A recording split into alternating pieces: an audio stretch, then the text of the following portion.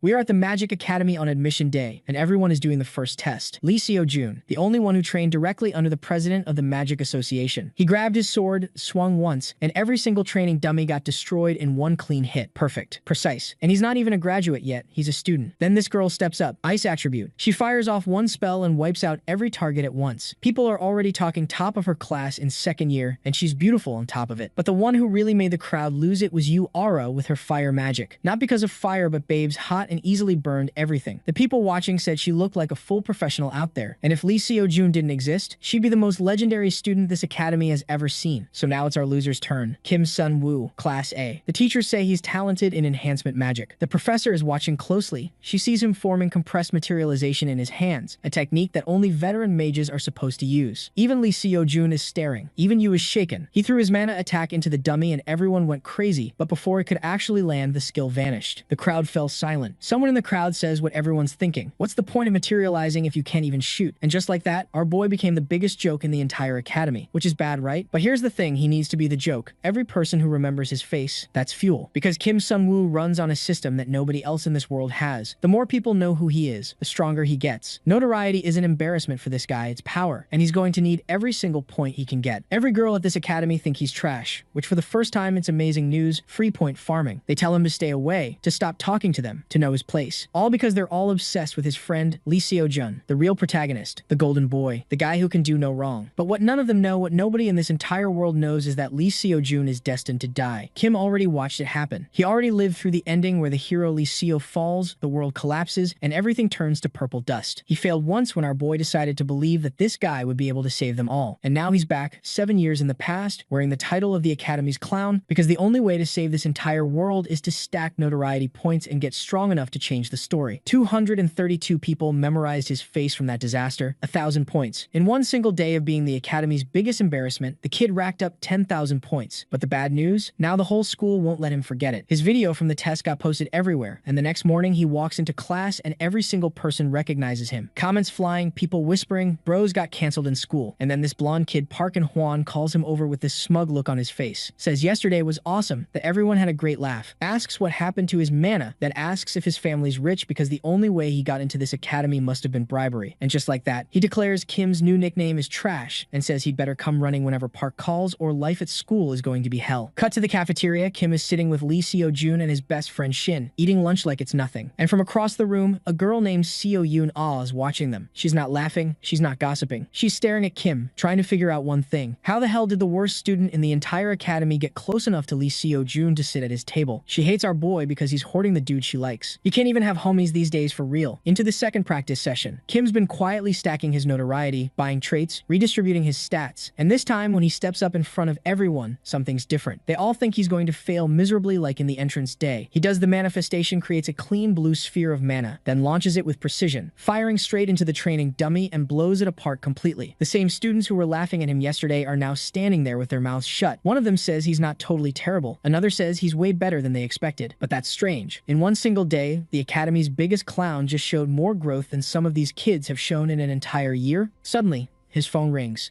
It's a group with Shin Ji-hyuk, Yoo-ha Young, and Jung Jin-tae, but he only knows Yoon. She becomes an important character later, but she still doesn't know about her own abilities yet, so for now, her role is pretty small. Then Jung asks everyone to say what their specialty is. Excited, Kim explains that he's elementless manifestation. Still, the other guy says everyone at the academy already knows that. So Seo-jun is going to be the main, and the rest are support. If they really want to get first place, they need to be better than Yu Ara's team. Right after that, everyone's out on the training field casting magic and spells.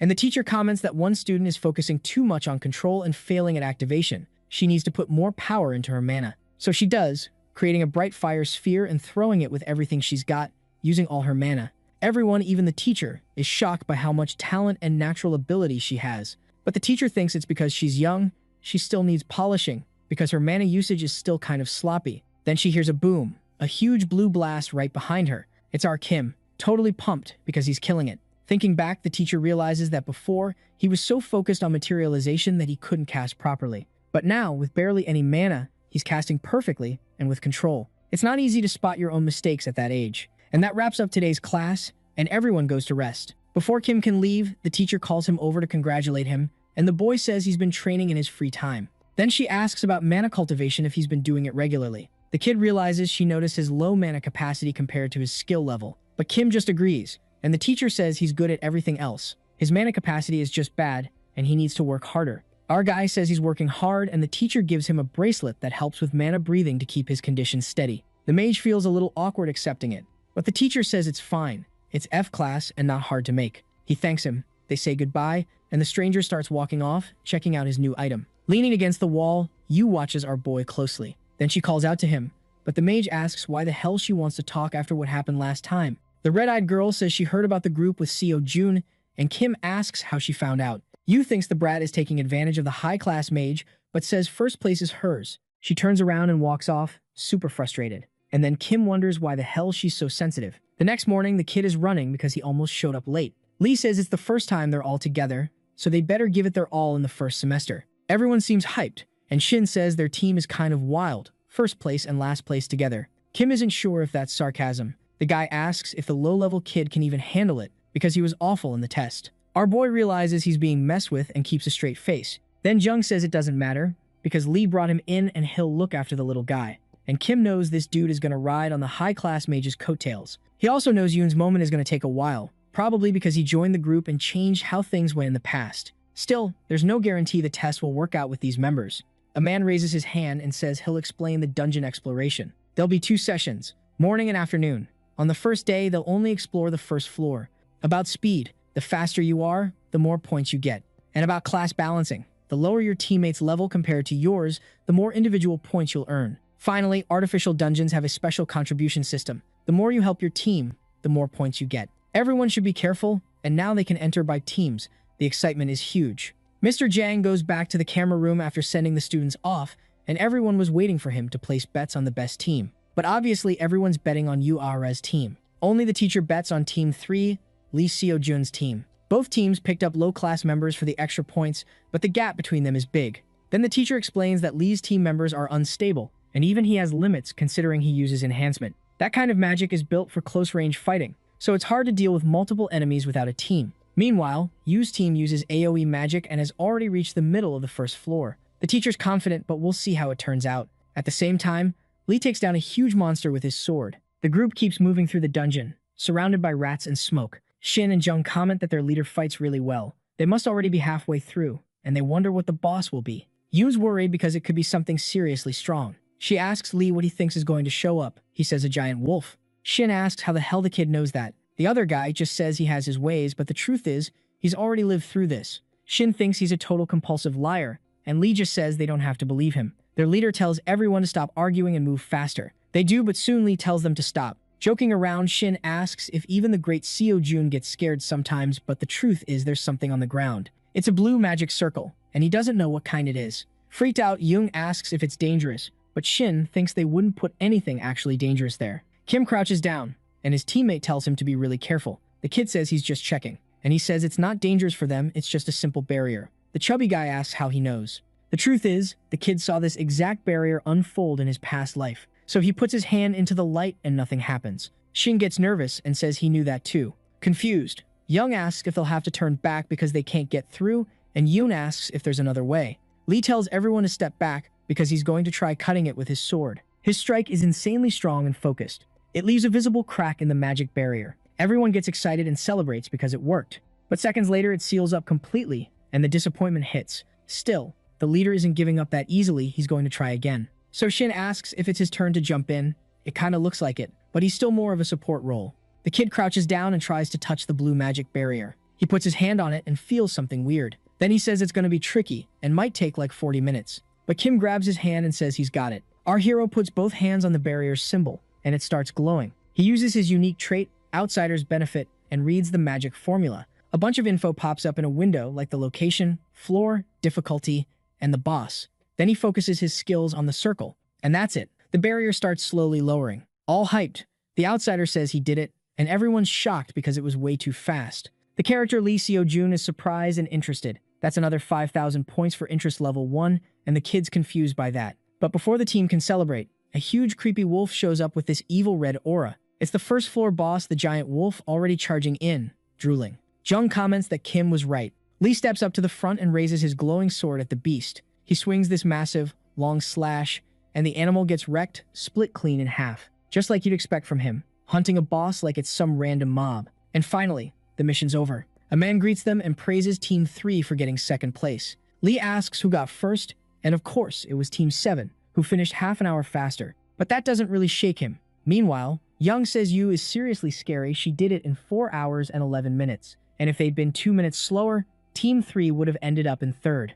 Then Lee thanks Kim. Without him, they wouldn't have made it. The two have a cute little moment, and the leader says if the barrier hadn't been broken so fast, they would have been way behind. He says he should have done better, but Yoon says they wouldn't have done well without him either. But yeah, it was only the first floor. There's still time for the team to turn things around. Suddenly, someone calls out to the student Kim Sun-woo. He turns around and sees it's the support magic teacher. She came to make him an offer. Transfer to the support department right now. At first, he's confused. Then he says he doesn't want that. The teacher's shocked he turned her down without even hearing the terms, which are a special talent scholarship worth 5 million. Our boy still doesn't care, and she leaves defeated, while his classmates ask if he's insane. They say the kid is awful at manifestation magic. No one would refuse that offer if they were him. And Yu asks if he's really gonna say no. Special talents get tons of perks. Smiling, Lee thanks him and says he's going to stick with manifestation magic. The scary girl is surprised by that. Somewhere else, a girl walking by notices someone interesting. The guy turns around, confused, and says hi. Then she calls him Kim Shin-wook, acting all cute about it. He corrects her, saying his name is Kim Sun-woo, and then she asks if he's cleaning. Our super disciplined guy says he was dirty, so he cleaned up. The weird girl says that's really cool of him. Then she turns, says bye, and wishes Kim a good day. But we see she's actually looking at him with disgust, thinking it's pointless to do that, and he gets the achievement, Snail Bride, plus 1,000 points. Truth is, the mage was only cleaning to get an achievement still. At least it's done. Somehow, someone's watching the outsider from far away. And today's class is about monsters. There are humanoids, beasts, flying types, and a bunch more. But the most dangerous of all are the demonized. After saying that, the professor asks if anyone knows why. Kim explains that unless they willingly drop their disguise or hit their rage limit, they're impossible to tell apart from humans. That's right, they still drink human life fluid and control monsters, basically a nightmare for society. And since they look just like humans, most people can't tell without special equipment, though sometimes their eyes turn black. Nervous, Kim remembers there's an incident this week where a demonized shows up for the first time. That's when Lee beats one even though he's just a student, and it becomes a big news story. The guy can handle it, but it's better to check if there are any dangers nearby. Still, if he's going to follow Seo Jun, he's going to need money. A little later, Kim is meditating and building up his mana. It goes up to 200ths, but thanks to nature's blessing, which jumped 12%, the kid gained another 300ths. All that training in his free time is finally paying off. Then, out of nowhere, he notices nature's blessing leveled up to class 2 and unlocked a trait called Heart of Nature. Pumped, Kim realizes buying that blessing was the right call. The cooldown is long, but his mana regenerates fast. Recovery goes up 1,000% for 1 minute. Still, he can only use it once a day. Kim loves being a manifestation type. Then he remembers the teacher who wanted to transfer him to support. Breaking barriers is only good for outsiders because you can't create them. But the scholarship would be really nice. He's only got 30,801 in his account. Being a student means being broke. Still, the mage figures there's a quick way to make money with short runs. Clearing dungeons, hunting monsters, and selling loot is super dangerous, but there's also the option of climbing towers. Our hero can handle the lower floors, but he's still a student and underage, so he can't get permission. And it's like a light bulb goes off in the brat's head. That night, someone tells the teachers they saw an impressive student today. Kim Sun-woo, a second year, came in early in the morning and was cleaning. Happy, the teacher adds that he's always really focused and participates in class. The female teacher says that's just how manifestation kids are. Someone tried to pull him out of it, but the outsider wasn't going to fall for that so easily. Still, it's great to see an active, pleasant student these days. Meanwhile, the brat is racking his brain when he realizes he doesn't actually need to be a student, and he thinks he's a genius for it. And the achievement, Student Loved by the Teachers, is completed, giving a total of 2,000 points, which makes the kid really happy. Of course, he goes straight to the shop and spends 10,000 points. With this creepy aura, that's how Kim's going to get his money, whatever it is he bought. On Saturday morning, a man asks to see his mage license. Kim hands over the paper, now wearing glasses and slicking his hair back. Still, the guard doesn't look very convinced, but when he checks it on his device, he just freezes. It shows C-rank mage, Kim Jin-woo, 25 years old, verified, and our kid is thrilled. He says he knew he wouldn't get caught, but he was still pretty scared to use a fake identity he bought. Mage licenses in this world are special. They have a magic formula, so they can never be forged. Plus, the disguise turned out good. Focused, Kim thinks he'll clear the tower and then head straight to the Han River to meet Lee at 9:30 to protect him during his fight. A creepy voice calls him by name and says he's welcome to the Tower of Trials. The kid can go up to floor 27. The voice asks which one he wants. Kim chooses floor 10, but it's already been cleared. Doing it again will reduce the rewards. Excited, the young guy doesn't care and wants to go anyway, because his goal is something else. Portals are a convenient way to move between floors and towers. There are lots of towers with different types of monsters, or different trap difficulties. It varies from tower to tower. The Tower of Trials, which shows up in the original story, is tough, so a lot of people avoid it. Kim walks in and immediately runs into a giant wolf. It attacks like crazy, with this straight-up demonic look. But one simple, well-placed spell from him wipes the beast out, because the monsters that show up there are weak. And Kim gets the first hunt achievement, 1,000 points. The real problem with this tower is the traps and high-level magic formulas scattered everywhere. It's basically made for a guy like him. Looks like there's time to clear everything, so he keeps hunting. Meanwhile, near the Han River, it's packed, and it's not even festival time yet. Lee's friend asks to take a photo together so they'll have memories. And our hero is tearing through every kind of beast. He doesn't even look tired, and he ends up finding a magic gem. That'll at least pay for transportation. Checking the area, the outsider figures it's around here. As soon as he finds the exact spot, he puts his hand on the wall glowing gold. And then another achievement, Professional Barrier Breaker, plus 2,000 points. He entered the Tower of Trials' secret floor called the Imaginary World. The tower itself notices him, and the mana of mystery starts rippling. Of course, our champ gets yet another achievement, Mystery Explorer, worth 5,000 points. Kim is absolutely ecstatic. A voice says something about those who climb the Tower of Trials. It's a beautiful golden statue of a woman, basically demanding the boy prove himself. Her eyes light up, and a wave of power pours out, and a bunch of tiny stars pop out of the flowers. Except they're not stars, they're a bunch of fairies laughing. They're C-rank monsters, so they're not that strong. The problem is the little fairies are unhinged and go crazy when they see humans. So Lee nails one of them dead on. He knows speed is the key to beating them, so he starts swinging like crazy, hoping his attacks hit the flower fairies. Suddenly, Kim stops and puts his hands on the magic barrier, and he realizes that even if he beats all the fairies, he still can't clear this floor. He knows he can't prove his specialness like that, so he activates the Outsider perk, reciting the magic formula. But the statue keeps insisting he has to prove his worth. Kim decides his special thing is being able to interpret that formula, basically all the skills he got as an outsider. He earns another achievement, recognized by the Tower of Trials, 10,000 points. And the tower grants him a blessing, a D-rank adaptive trait. Our hero gets an enchanted book, a red dragon soul, a sacred herb seed, and 5 sacred herbs. On top of that, his magic goes up 5 levels. His mana recovery speed increases by 20%, and all magical power goes up by 10%. The tower congratulates him for clearing the secret floor. Meanwhile, the festival is starting, but Lee notices something weird in the photo they took earlier. There's a creepy guy behind them who doesn't look human. The old man in the top hat is a mime. Staggering around, the guy tries to pass as human, and Kim notices it's close to 9:30, so why isn't Lee there yet? The creepy thing notices our hero. Looks like he's going to have to deal with it, because it's part of the main story. If he rushes in and messes with how things are supposed to progress, something could go wrong. A civilian asks the mime if he's okay. The monster looks threatening. With a red aura, Kim's going to have to do something. Unfortunately, the civilian gets hit in a fatal way. The monster's fist goes straight into his chest. Then he gets thrown away like nothing. And the old man turns out to be insanely muscular. Then he notices a girl behind him, and that makes him turn around. Everyone starts yelling that it's a demon going berserk and they need to call for help. And finally, Kim realizes he can't hesitate and gets ready to attack. Saving these people matters more than sticking to the story.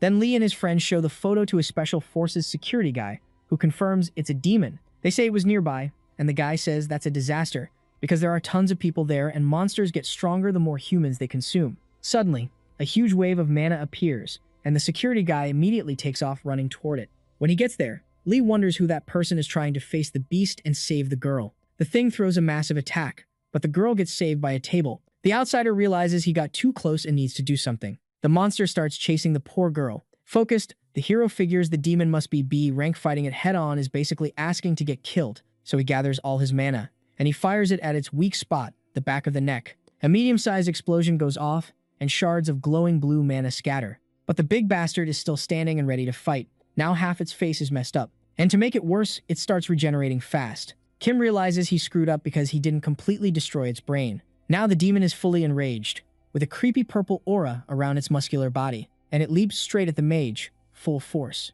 Our hero was saving this for later, but he doesn't have a choice. The Heart of Nature effect activates.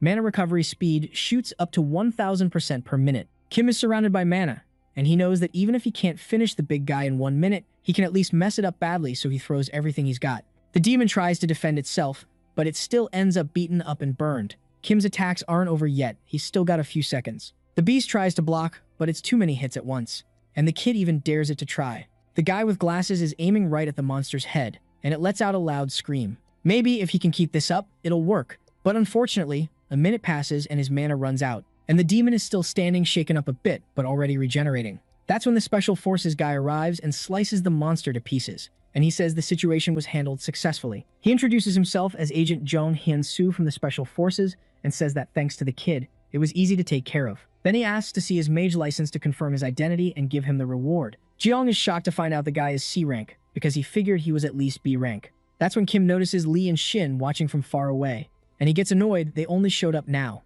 Meanwhile, the two of them are thinking they've seen this guy somewhere before. Lee walks up to the kid and asks if he knows someone named Kim Sun-woo. The main guy also mentions that this Sun-woo goes to the Magic Academy. Shin thinks they might be related. Our clever hero says he's hearing that name for the first time. Jeong says maybe the guy just looks ordinary and tells them to leave. The agent thanks the outsider a ton, but Lee is not convinced at all. All cute about it, the mage says he only did what he was supposed to do. Now Jeong has to go. Reporters and other agents will handle the rest soon. Kim bows to thank him for saving his life. Right after that, the system window says he took part in subjugating a B-rank villain named Jang Han, which might be messing with the original story. It says a minor change was detected, and the reward is 5,300 points. Coincidence went up by 0.2. Kim realizes everything changed because he stepped in. If Lee died the first time when he did nothing, maybe now he can save him. If he reaches 100 coincidence, he becomes a Deus Ex Machina and can get whatever he wants, maybe even go back to the real world. So there's no reason to hesitate. The goal is to protect Lee Seo-jun and rack up coincidence.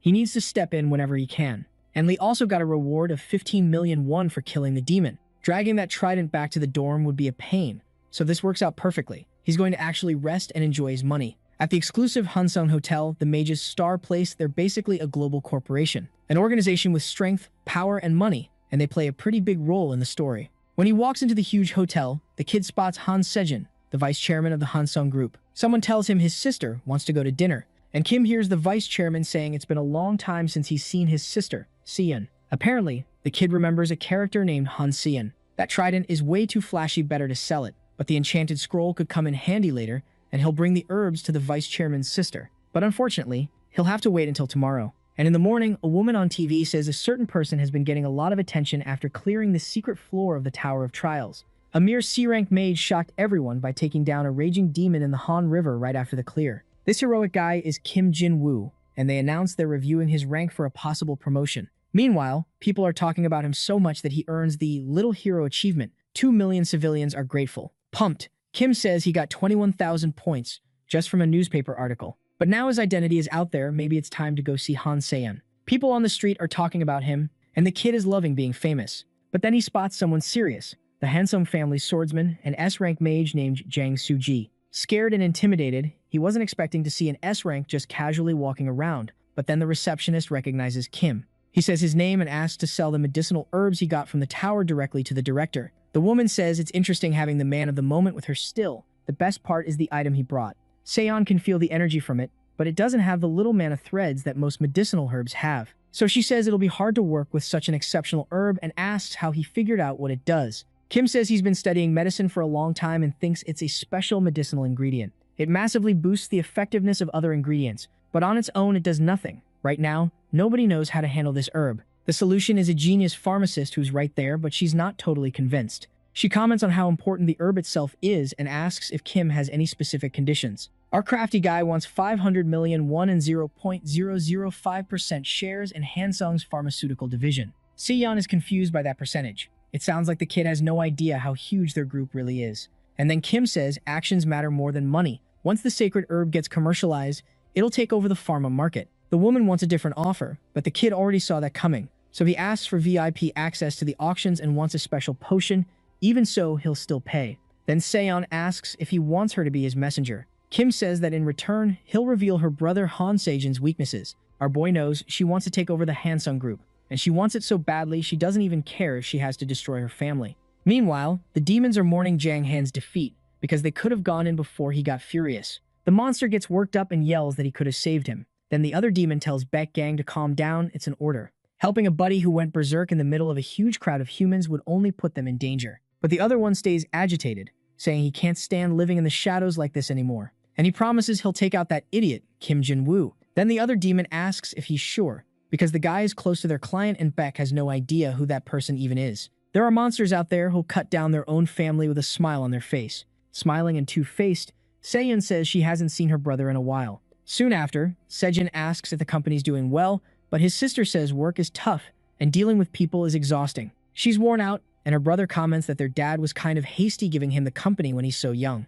And Seyun thinks that if it's too much for him, he can just hand the rights over to her anytime. Meanwhile, Kim saved her contact, figuring using 2 accounts should be safe, and besides, everything worked out. Thanks to her, the kid feels way more at ease. She must be really smart.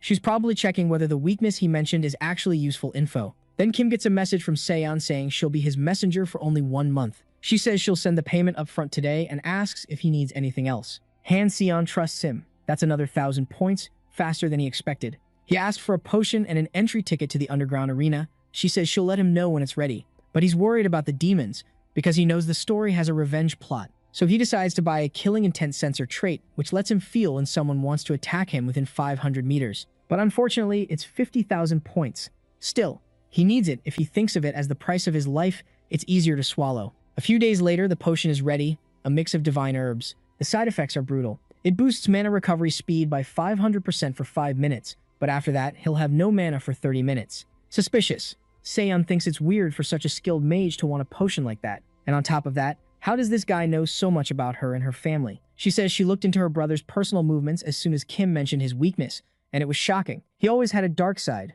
but she never imagined he'd actually killed someone. And there are even traces of contact with suspicious demons. She wants to know how the kid knew all this. But we know it's because he knows the original story. Han Sejin is greedy and teams up with a demon, becoming a villain. Being slick, Kim says he'll tell her if she gives him 5% of Han Sung's pharma profits. Seyun says it'd be easier to just say he's not going to tell her. And about the arena entry, it looks like it can't be transferred. The two of them will have to go in together. Paying attention, the outsider comments that that's why she's dressed like that. She asks what his plan is in there, and he says he made money, and now he's got to multiply it. Furious, Seyun snaps that he's going to use the money he earned to gamble. Kim just agrees, and she thinks he's insane, which makes her disappointed in him. Her interest drops a lot, but the mage couldn't care less and grabs a golden rabbit mask. By the time he leaves the arena, he'll have even more confidence. They talk to a mysterious masked man, who gives them a VIP wristband and says it's been a while since he's seen them. Then Kim realizes that guy is the big bad and S-class demon, Ha-ryong. Of course, he's here. He's the one running this arena.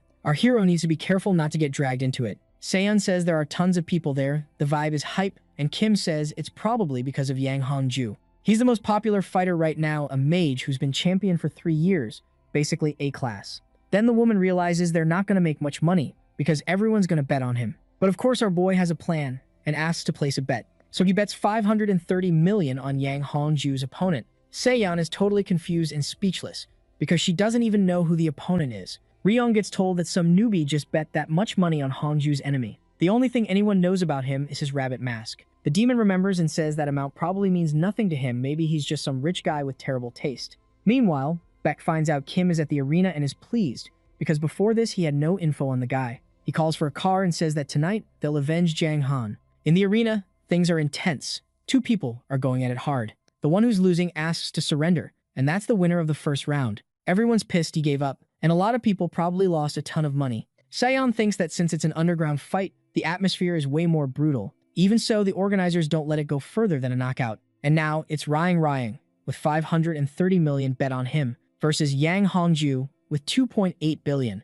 Excited, Kim notices everyone played it safe and bet on the usual winner. People are saying some lunatic bet that much on Ryong, and if he loses, the guy's getting nothing back. The hero doesn't care, because if everything goes to plan, he'll win 6 times more. And when the fighters come out, Seyun says the weight difference makes no sense. The outsider admits the guy is skinnier than he expected. But money isn't the only reason the kid came. It's because of the John group, major villains in the main story. Because Ryong ends up joining their crew, so Kim wanted to see him fight at least once. Nervous, the young guy keeps telling himself it was written in the original story, so it'll be fine. The skinny guy has never lost in the underground arena. Yang complains the levels dropped, he has to fight someone like this. And he's gonna end it fast. He immediately charges the pale guy like a maniac. But the other guy dodges super easily. Unfortunately, right after that, he takes a heavy hit. It slams him into the arena wall hard.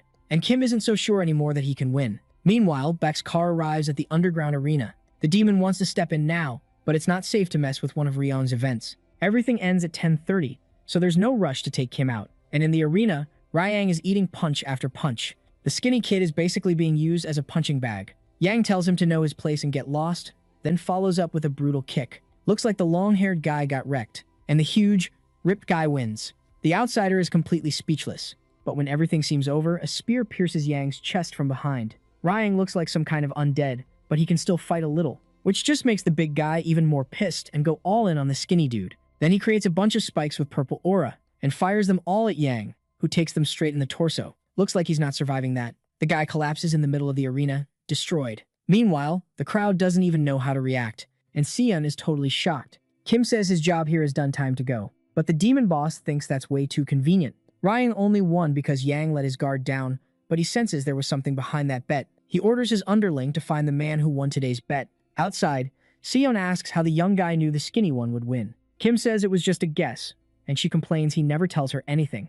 Thanks to the bet, the kid now has over 3 billion in his account, and he also got the achievement Incomparable Gambler. And Seon trusts him. His interest level is 1, that's 7,000 points. He's getting back the points he spent. But then, all of a sudden, killing intent activates. He knows that in the original story, there was a demon who wanted to avenge Jang. The woman asks what's wrong with Kim, and he uses the moment to ask her for a favor. Then Seon says their movement changed. Beck tells his underling to stop the car and kill that son of a bitch right there. He gets out of the car and notices the woman isn't there. Then he wonders if Kim really took out Jang. Because the guy's a total idiot and his body isn't even trained, his energy is weak. The hero doesn't waste any time and downs his special 5-minute potion. It tastes awful, but now he's ready to attack. Kim had known for a while that the guy was after him. Beck thinks his energy changed, but it's still not scary. Then the demon summons a bunch of fire spears. Surprised the mage noticed him. Right after that, he throws them all at once really fast. The hero already had his blue magic orb ready and his spear too. The two powers collide in a wave of bright explosions.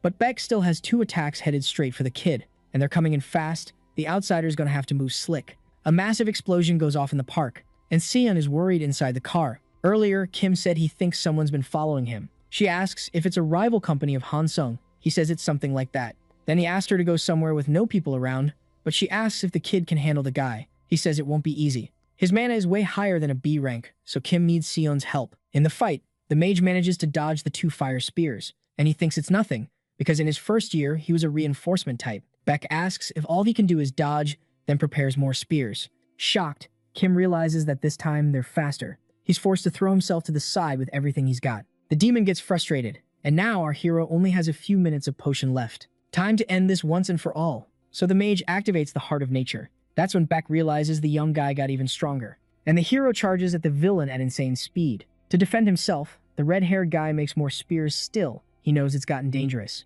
If he can't block this, he's done. So he grabs one of his fire spears and makes a ring around himself. But Kim's blue power orb is already ready, and he fires it full force into Beck's chest. He couldn't defend against that, but there's more where that came from. Kim can't afford to leave an opening, and he launches another heavy attack at the demon. The villain tries to block with his hands, but it doesn't seem to be working. Still, that means Kim can't hit his head directly. So he thinks for a second and decides to go from below, and hit him with pressure right under the chin. The hero grabs his neck, squeezing hard, trying to finish it quickly. Unfortunately, the 30-minute exhaustion hits. The outsider couldn't finish the job, but Beck is badly hurt, and of course he won't give up. He's already made another fire spear. This time, he's sure he's going to end our kid's life. Suddenly, an attack from behind slams into the damn demon. The one who did it was the great Jang Soo-ji. Kim mentally thanks him for finally getting help. The S-rank swordsman finished off A-rank Beck with a single precise strike. Happy, the young guy knows the sword demon is one of the strongest characters in the original story. Jang is disgusted that the animal thought about laying a hand on the youngest daughter of the Hansung family. And speaking of her, there's Seon. She asks if the boy is okay, and he says he didn't get hurt too bad. Dragging things out until she called for help worked. The girl says of course because her life was in danger too, so she called the strongest guy she could find. The villain Beck gang, B rank, was defeated. A small change happened in the story and the coincidence went up by 0.6. Seon trusts him again. That's another 1,000 points. Obviously, the kid is super happy about that. Jang asks the girl if he should tell the chairman. Because a demon attack isn't a small thing, but Kim asks him not to. If people find out someone from Hansung got attacked by one of them, it'll cause total chaos. Kim knows he can't mess with the original story too much, and Seon agrees. It could make things even more complicated, so for now it's a secret. Her uncle just agrees.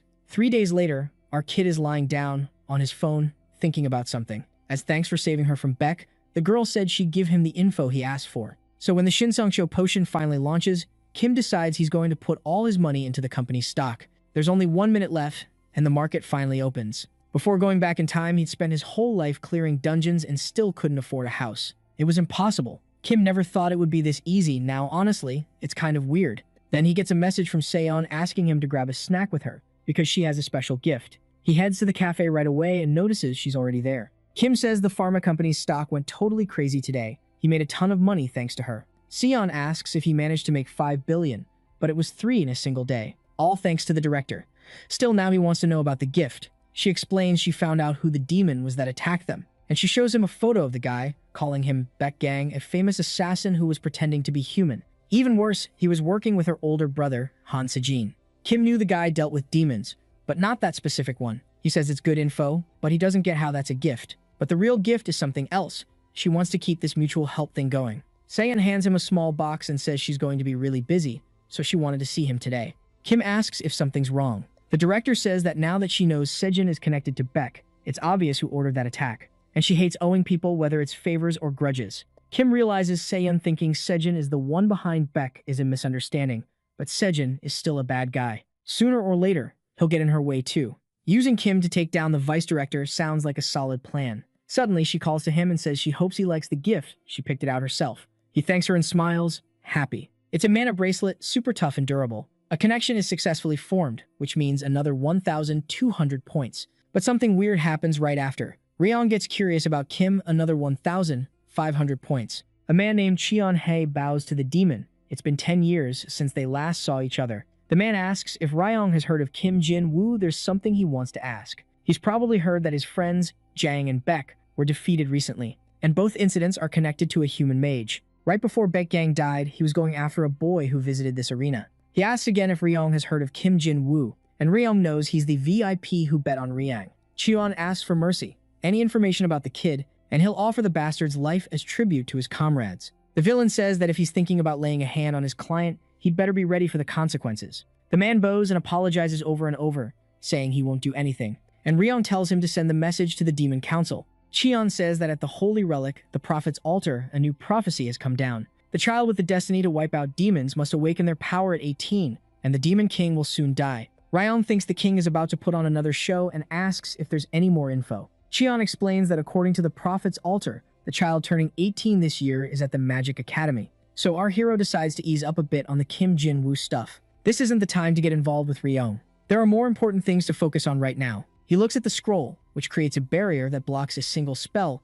It can be used once every 12 hours. Midterm exams will start soon. Students have to show their skills in front of a bunch of officials. This event is crucial for Lee's career. A child born with the power to annihilate demons is destined to become the protagonist's ally. Trying to kill them before they fully develop, demons invade the school at 4 in the afternoon, but they get completely wiped out by Lee Seo-jun. At least, that's how it goes in the original story. Even if it's not some huge-scale event, this episode is packed with important foreshadowing. He needs to keep an eye on the child from the prophecy, not just Lee. Someone on stage says that besides next week's schedule, there's one more announcement. The students are exhausted and complain a lot. Then the man says fighting is training, and training is fighting. And to get ready, all second years will take part in sparring sessions over the next few days. If they can't find a partner today, they're free to watch or practice on their own. Meanwhile, Yu is absolutely furious at Lee, and the outsider notices the two of them are about to team up just like in the original story. But he didn't expect that nobody would want to team up with the poor guy. Even though he'd shown talent in theory and in breaking through the barrier, nobody wants to be stuck with the worst student in the school. But none of that really matters anyway, because the hero has already decided who his partner is going to be, and Lee is going all out in training. Then he barely dodges an attack. He almost got taken out right there. Yu asks if that's all the great mage has to offer. If it is, first place is hers. So Lee tells the girl not to get ahead of herself, because he hasn't even finished warming up yet. Meanwhile, somewhere else, Yoon is watching the fight. She sees Lee Seo-jun and Yu Ah-ra battling Class 1 and Class 2, and comparing herself to two geniuses just makes her feel pathetic. Then two random people start talking about fighting Yoon, since she's Class 82. The poor girl hears them saying she's good at theory but terrible in practice. They say they feel bad for people like her talent doesn't match her brains. At least she's nice. So Yoon gets nervous and fires a strong wave of ice mana straight at a training dummy. But unfortunately, it doesn't even move. She blurts out that it doesn't work, no matter how hard she tries.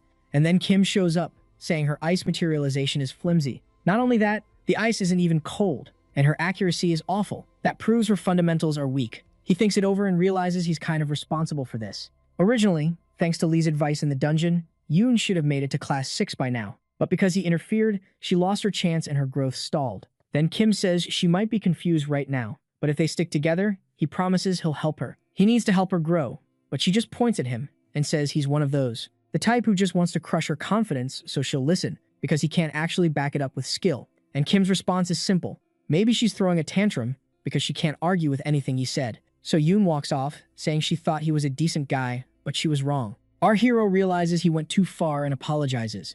Then the girl decides to settle it in a fight and see just how impressive the worst in the school really is. Excited, the outsider realizes she took the bait and accepts the duel. Yoon casts an ice spell right behind our boy and warns him it's started. A bunch of ice spikes get launched all around him, and Kim notices that when she gets serious, the intensity of her materialization changes. He says she's actually doing really well, but her attack pattern is simple. She's basically just forcing ice power into existence, and it makes her tense up. He says he'll show her a different approach, then raises his hands. This time she fires a more precise, stronger blast right at him. A freezing explosion forms. Luckily, Kim manages to dodge. Yoon realizes she actually did something useful, something she couldn't do even after training like crazy. A huge wall of solid ice forms, and our favorite mage lands right on top of it. He thinks that for someone to unlock their ability, they first need the right kind of trigger. As expected, provoking her was the answer. Then Yoon asks how he plans to win if he's just going to keep running. Maybe he doesn't even want to form a team. Kim explains that inexperienced manifestation mages all have one thing in common.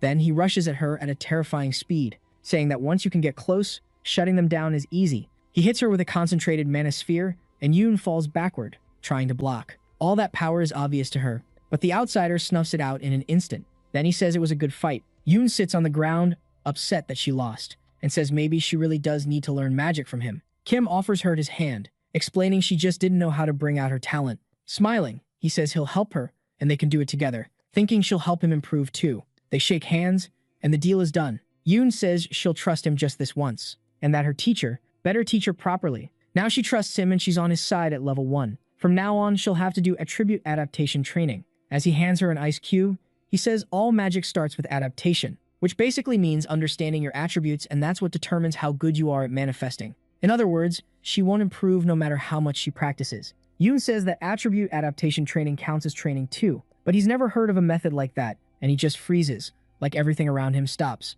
Kim explains that feeling your own body is the easiest and fastest way. Adaptation happens quickly. That night, surrounded by corpses, Cheon asks if everyone is there, and as requested, all the active demons are gathered around the Magic Academy. It's time to find the child of the prophecy, and they'll infiltrate the school next week. According to their undercover collaborator, security is lighter during exams. One demon says the time has finally come, and another asks what happened with the request for help from Ryeon. Cheon just says it didn't work out. The Lord has something more important for their race's future. The woman says it's impossible to take down the child with only 4 B-class demons. But the other guy says they don't need help to finish off just one kid, and she fires back that low security alone isn't enough. On exam day, scouts from every guild will be at the school. Does he really think they can handle all of them? Cheon says it's a different story if they kidnap anyone who gets in the way. Then the boss creates a huge demonic barrier. He tells everyone to go wild, because he'll be there. The child has to die. Back in Yoon's training, Kim explains, first comes the attribute, then the shape. Memorize the feeling in your body and picture ice.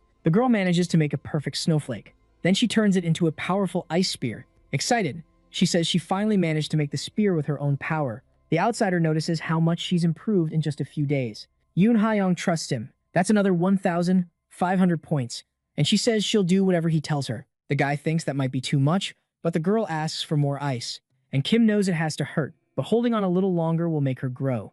And then, become Lee Seo-jun's partner. Mysteriously, someone watches Yoon from far away at the ice pool, and they wonder what the hell they're doing. It looks like bullying. Extreme bullying at the Magic Academy isn't okay. The teachers need to hear about this. Someone comes up behind the nosy girl and says it's beautiful watching talented students grow. The girl tells Mrs. Lee it's worrying, but she explains it's just attribute adaptation training, and that she's been watching since day 1. Hayoung improved her mana control a ton in no time. It's impressive. But even more surprising is how fast a certain student judged the situation and immediately understood her problem and helped her. The girl asks if it was Kim, and the teacher agrees, thinking the girl only knew the names of the top students. Then Mrs. Lee says Sun Woo has a lot of potential, so remembering his name is a good idea. But the girl says he's the worst in the school, and if he helps others like that, How is he supposed to improve himself? The teacher says to give the boy a chance to prove his skills in the exam.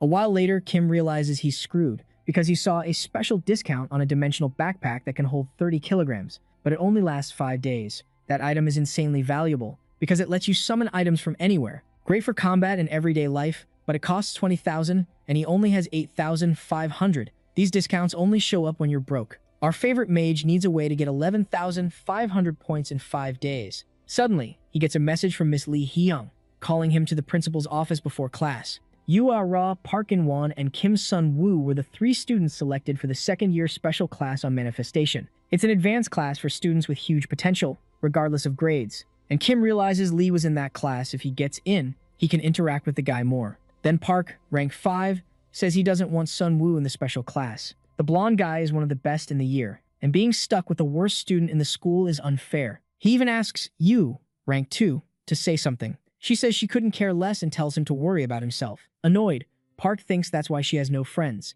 Then the teacher asks what Kim thinks about the complaint. He says that if rank is the problem, then it's time to climb. So the woman says that before he can join the class, he'll have to prove himself in the exams, get to 80 or higher. Later, Kim is excitedly talking with Yoon, saying that if everything goes according to plan, it'll work out. The second-year exam is a co-op thing. You team up with a partner and fight a monster, the Green Giant. If you can focus on the weak spots inside its body, it drops instantly, but the spot changes every time and it's hard to find. So most students get good grades just by surviving the attacks. But the real geniuses actually manage to kill the monsters. Everyone watching cheers, saying it's exactly what you'd expect from Lee Seo-jun, and that his partner's really good too. Now it's time for the lower-ranked kids to climb the ranks. The outsider tells Yoon to clear the way and takes off at full speed. Then the girl freezes the entire ground, and she makes this huge barrier of solid ice. The guy jumps over it and lands on the ice wearing special boots. People start talking about how he's the dude who embarrassed himself in the ranking test, and they're hoping he doesn't run out of mana again. 254 people are watching Kim like hawks. It's worth 1,000 points and everyone thinks it's going to be awkward. Then the outsider perk activates. And this time, our hero isn't going to be a joke. He immediately fires off a crazy strong mana attack at one of the giants, nailing it right in its weak spot. It gets completely destroyed, and Kim already has another attack ready. The big green monster charges him at full force. All hyped up, the kid says it's going to be easier than he thought. But then Cheon-hae is up in the stands, and it distracts him right as the giant attacks. Kim still throws his mana bolt anyway, and it hits the monster in the shoulder, missing the head. People talk trash about how bad that was, but all the kid can think about is that the mentor behind the attack is at the school. He's definitely planning to break into the school, but they were supposed to show up at 4 after the exam. Yoon yells at Kim to focus, and the giant throws this massive punch that cracks the ground and sends our hero flying. The girl doesn't waste a second and launches ice spears at the enemy. They hit multiple spots and even partially freeze it. Yoon tells Kim to snap out of it and focus on the fight, then helps him back up. But the monster's already recovered and winds up for another attack. Our guy just says, "Move," and blasts the giant with a thunderous mana bolt. They're both exhausted, but then something happens. Everyone in the crowd is just speechless. Both monsters are down, and people are saying the worst kid in the school has an insane combat level. The principal, watching from the stands, says the kid's good. Nobody thought they'd see a fight like that, and the girl fighting with him has insanely good complementary skills. Yoon hugs Kim, super happy, but our hero is still worried. 582 people have memorized his face. That's 3,000 points, plus the B rank achievement for another 2,000. And all of a sudden, he starts gaining more and more points and achievements, but he doesn't even care. Because the original story's timeline isn't lining up anymore. Maybe what he's doing is changing how things are supposed to go. So the ending where he saves the school might change too. They got second place, which makes you notice Kim isn't okay. He's sweating. He brushes it off and says he just needs to rest a bit. She should go to the training field because there are things they need to talk about. Yoon thinks she messed something up during the exam, but he says it's not that. He tells her she was perfect, and she thanks him. They say goodbye, and she tells him that if he's too tired, he can skip this training. Kim knows that if the timeline's messed up, he needs to check how many events are different from the original. If the plot is still on track, Lee should be around there right now. And there he is, in the middle of the crowd. People are offering the talented kid a spot in their guild. Everyone loves him and is desperate to get him on their side. But Lee says he's only 18 and can't join a guild yet. Even so, they're basically shoving business cards in the poor guy's face. People even drop what they were doing just to watch his exam. Then someone pulls the student's attention away for a second. It's Kim, calling out to him and saying Mr. Jang and Chill wants to talk to him something about his grades. People comment that the worst kid in the school did well. His growth curve looks promising. Lee runs off, saying he can't keep his teacher waiting. He'll hear about the offers later. The guys are disappointed and say they almost had him. Then Agent Jung says Lee's fight was really good. And the Special Forces leader, Kim Deok, just keeps saying it wasn't that bad. The guy with the scar says his skills are on the level of the strongest mage, since he's President Kim Jin-chul's disciple. But the leader thinks the kid has no real combat experience, and Jeong says the guy's already thinking about hiring him.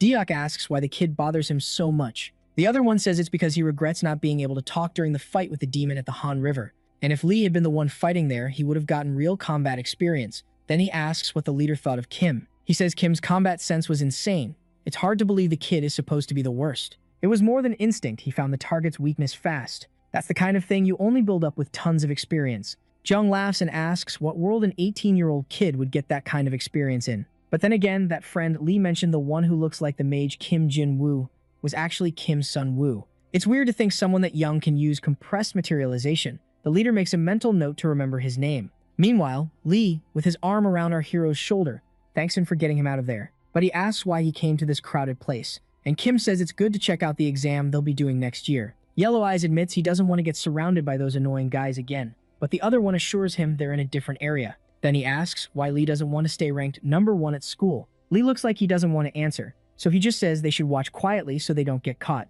And Kim thinks about the demon attack that starts in the third year's exam arena, where it's easier to make contact with the infiltrator. He doesn't know exactly when it'll start. Still, he needs to keep Lee there and find Cheon-hae on his own. It's the simplest, fastest way to protect the child of prophecy, so he asks the kid if anything happened after the exam. Lee says it's normal for people to want to hire him. It happens all the time, it's fine. The outsider notices the original storyline is still on track. That's a relief. And then the duel finally starts. Outside, someone says the contractors have entered the third year's exam arena, exactly like the infiltrator said. Cheon asks how the rest of the plan is going. There are monsters hidden everywhere, summoning circles in every corner of the school. But since Jin-sen would probably freak out when she sees a human, she put him somewhere he won't run into anyone. The demon praises Yang Hyun, and she says it's thanks to his help. Now it's finally time to begin. The hunt for the child of prophecy starts. In the duel, a girl gives up, and the winner is Kim Chang-hyun. All hyped up, Lee thinks this is awesome. He copies Chang's manifestation magic, and Park Min-ye's moves were super disciplined. Meanwhile, our hero is focused on scanning the crowd, trying to find Chun-hae, and Lee notices and asks what's going on. Kim says he's just checking if there's anyone around looking to hire him. Yellow Eyes says our guy's grown a lot compared to last semester. Everyone who watched his first exam was shocked, and he asks what kind of training he's been doing. But the outsider notices something terrifying. Everything turns purple. It's the demon barrier. Confused, he thinks this didn't happen in his past life. The students freak out and start calling for the teachers. Nobody understands what it is, and they think there's been an accident. A suitcase that was placed in a specific spot is full of magic stones. They all explode at once, with massive force. At the top of the dome, red demonic eyes watch everything. Chan orders them to attack, and nasty goblins jump out, going after anyone they see. The loudspeakers announce that monsters have invaded the school and everyone has to evacuate to this safe zone. But teachers, contractors, and skilled mages are all trapped inside the barrier. No one's going to help, and the child of prophecy will be forced to reveal himself. The special agents are there, attacking and protecting people as best they can. Jong and Daeok were ready. Chan didn't expect that. They were only there to watch Lee's fight, and now they're wiping out the monster horde and saving people. The yellow-eyed kid wonders if the special forces came to see him. Maybe it's Leader Deok's team. A teacher says they'll get out as soon as the barrier opens, so there's no need to be scared. And Kim knows that with those strong guys there, they can still manage to turn things around. But the problem is, how the hell do you raise this barrier? People start yelling for the mages to help and saying they should have stayed inside the arena. Kim Yoon, the support instructor, explains that to fix the barrier issue they'll need one more A-rank support mage. But there's nobody like that there, and that kind of person is rare. Still, the instructor tells them to look harder, because this is going to take half an hour. Someone asks how she expects them to hold out for 30 minutes with only 2 special agents, and Kim knows that's impossible. Cheon's barrier skills are the best in the world. Even in the original story, if it hadn't been a surprise attack, Lee wouldn't have beaten him, so Kim has no choice. He's going to have to step in. But then Yang Young shows up first and says she's an A-rank support mage. She promises she'll take care of everything. The hero knows that saying the girl is a demon right now would just make everything look suspicious instead of helping. With a smile, the infiltrator says she's going to start and that she needs help. People seem calmer now, but we know it's a problem. Lee feels relieved and says they'll be out of this soon, but Kim disagrees. He grabs his friend's arm and tells him to follow. The instructor notices something's off. While she raises the barrier on one side, the other side gets blocked. That thing is only getting stronger. Chuan notices Kim Yoon is starting to suspect something, and he realizes he needs to draw a bit of attention. Meanwhile, the 2 special agents keep wiping out the demon goblins, but some of them change direction, and one of them jumps straight at Yang. But Luckily or unluckily, this huge spear tears the thing apart. It was a perfect shot from Deok, who asks if she's okay. Smiling, Yang thanks him and says that thanks to him she survived, and the leader thinks the girl is helping. Without losing focus, he spins around and takes out a few more green freaks. And Jong yells that his boss almost got caught, and the other guy answers that if that happens, he'll hand in his badge. They're both fighting like crazy, and the monsters just keep coming. Then the younger agent promises he'll protect her for the honor of the special forces. The demon woman just thanks him, while continuing to get in everyone's way. Far from there, Lee asks why Kim brought him there, and the answer is, because nobody's around, and he's going to raise the barrier. The protagonist asks about the work being done up front, and the hero tells him the truth about the story. And the kid is shocked to find out she's an imposter and says he's going to tell everyone, but Kim explains he has no proof. Lee says the kid can prove it, and he even got a special offer because he knows how to raise barriers, but the other guy says nobody will believe him. So, once the hero raises the barrier, the protagonist will go tell everyone. Obviously, everyone will believe it when an A-rank genius says it, not just some student. Still, Lee doubts the kid can actually raise it. They decide to try first. Kim puts his hands on the circle and starts. Of course, he activates his outsider perks first. The magic formula starts getting decoded, and the barrier slowly rises. Yang is shocked that the demon's big barrier is failing. The outsider wipes his hands and says it was no big deal, and he tells his friend to go deal with the situation already. But Lee wants to ask something. Why is he trying to hide what he did? It'd be great if his skills got recognized. The kid says that's enough, just keep all of this a secret. Meanwhile, Cheon is calling Yang useless for not being able to maintain the barrier. And the demon woman wonders to herself who did it, because she was sealing it twice over. Jang thanks both of them for their work and says now they'll handle the rest. No time wasted, everyone starts attacking the different monsters. The professor's power is seriously impressive, and Miss Lee is no joke either. She uses this yellow lightning power that blows the goblin up. The man claps and says it was amazing, and the woman says his attacks are still as strong as ever. Jong also thanks them, because with their help the area got cleared fast. But Deok knows whoever's behind this must be hiding somewhere, so they should look for them first. Determined, Kim Yoon says she doesn't know who's behind it, but there is one really suspicious person, and she grabs Yang by the collar, demanding to know what she did when the barrier broke. People try to calm the instructor down, but the woman yells that the other one might be a demon. The infiltrator tries to play the victim, saying she's being treated like this even though she only helped, and everyone just gives her a dirty look. Jong asks his boss if they should get involved, but the boss says it's not time yet. In the meantime, Yang explains he took so long because he had to sync up with the teacher's brutal techniques. They realize that every time they tried to break the barrier, it just got twice as hard. Finally, Lee shows up and says Yang was in the third year's exam arena. The support teacher asks how the kid knows that, and he says he could feel something was off with the barrier. He knows the basic theory of how barriers work, but he hates lying, he just doesn't have a choice. Someone points out that now that he mentioned it, something really isn't right. There actually was someone named Yang in support. Right after that, the demon woman asks Lord Chien-hei what she should do. Furious, he tells her to do what she has to do. The two undercover agents, on alert, sense his aura and immediately move in. They land a perfect combo on the demon, but it just disperses, and they realize it's an A-class demon, things are bad. Meanwhile, Yang already knows what to do if the mission fails. Everyone around him starts getting possessed and turns into these jacked-up monsters. She orders the demons to wipe out as many humans as they can before she dies. Then she tries to attack Lee, but he manages to hold her weapon back, ending her little headache for good. The mage says she came to the wrong place. The demons drop to the ground, destroyed. This is a magic academy. After all, relieved, Lee thanks leader Kim Dae-hyun for the help, and Kim says it's been a year since they last saw each other. The older guy says the kid's become a solid mage, and he can collect his demon hunting reward later. Still, the kid wants the money to go to Kim. He's the one who actually deserves the thanks. But the kid has his own problems.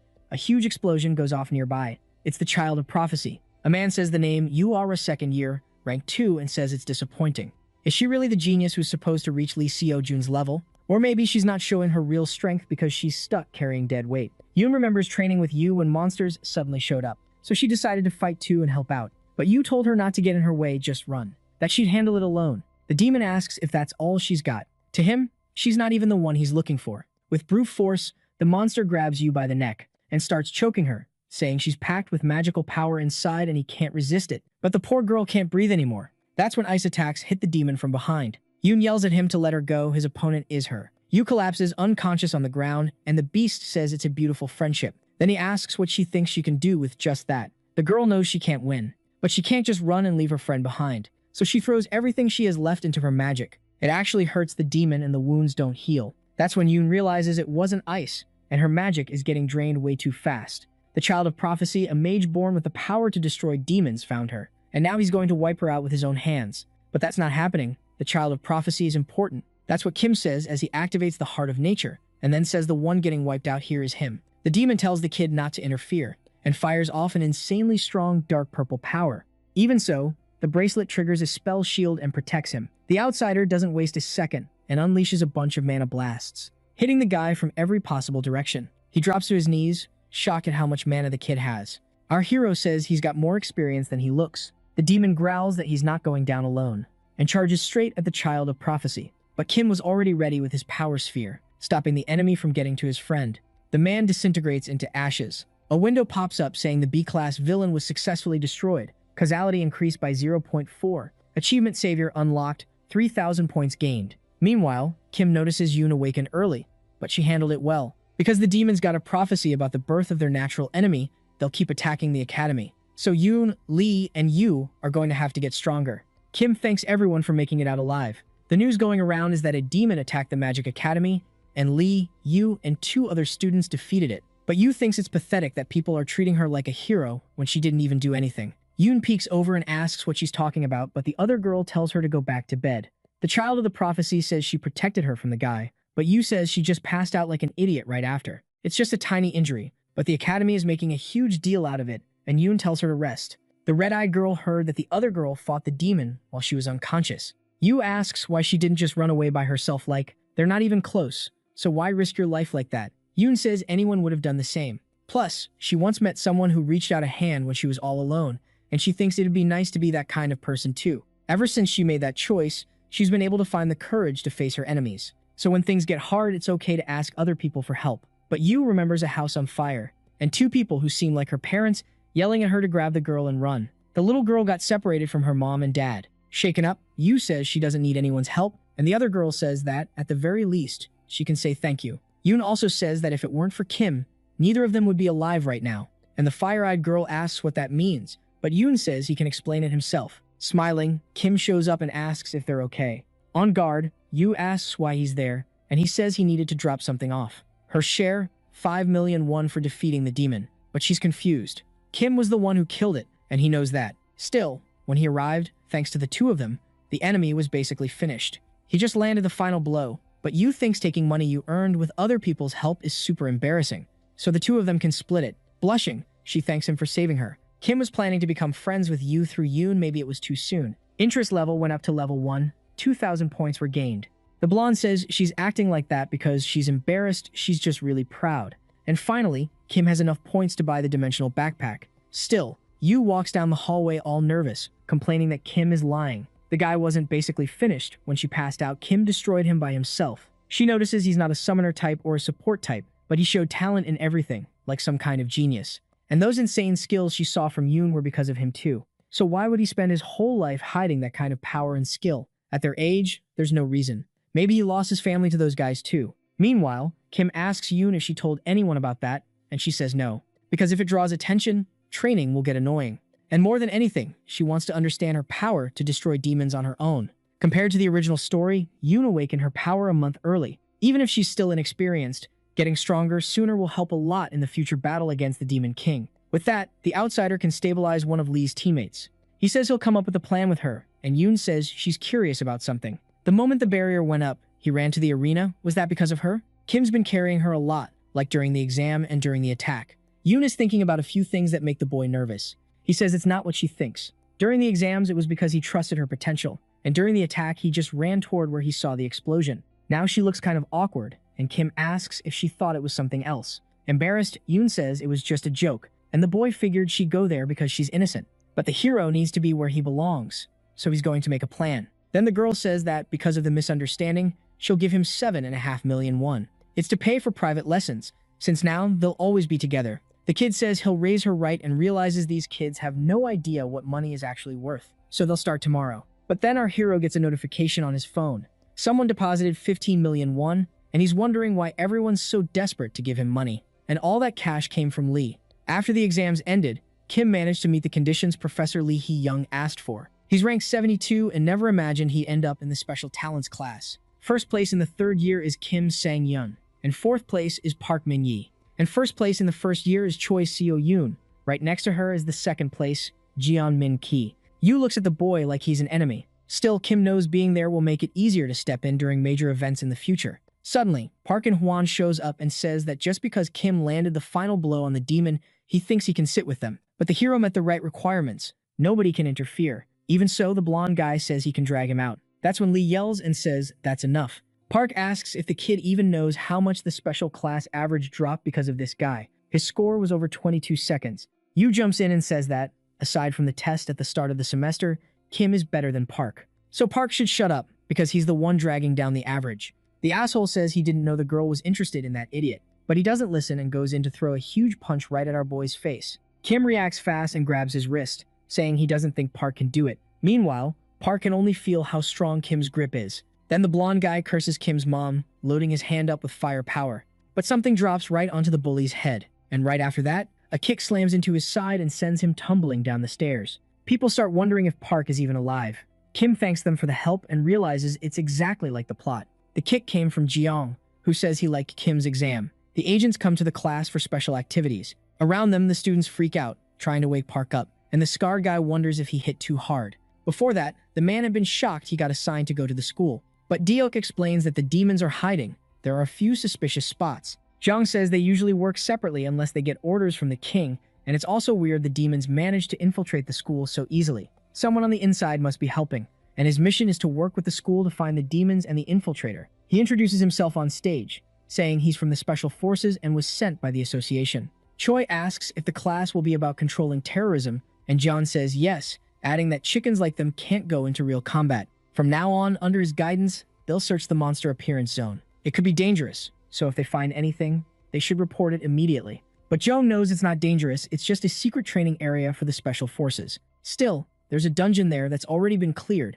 so they can identify suspects using magic cameras. Special classes are freer to do activities, so the infiltrator should be there. That's probably what Jeong is thinking. It's a fact there's a demon at the school, but he's sharp. What matters now is making sure Lee gets the S-class item on the dungeon's secret floor. And helping Choi, who'll be with him for this activity. Finally, the teams get formed and everyone has to head to the operation area. This time, Kim is going to follow the original story. But maybe just inserting himself into the story will create new variables for the group. And what ended up happening was Choi got paired with Kim. She thinks the boy is disappointed he got stuck with her in the group. Anyone would do anything to be with her. But he doesn't seem happy with someone at her level. Even so, it's Kim who's bothered by her, not the other way around. He tells them to start moving. One student says he also wanted a chill date with a pretty girl. The other team is Lee Seo-jun and Yu Ah-ra. That idiot is in love with Choi, the only daughter of one of the best magic families. She's got both talent and looks. Then Lee says there's someone there from a good family too, and Yu gets furious. And the crybaby says the girl is different from the red-eyed one. The other group is Shin Young-jun and Jeon Min Ki. In an awkward mood, the two of them walk through the forest. But if those two are unhappy, it's more comfortable for her. Kim was being friendly with Lee even though he was the worst in the school, and now he's in the special class. The guy is seriously suspicious.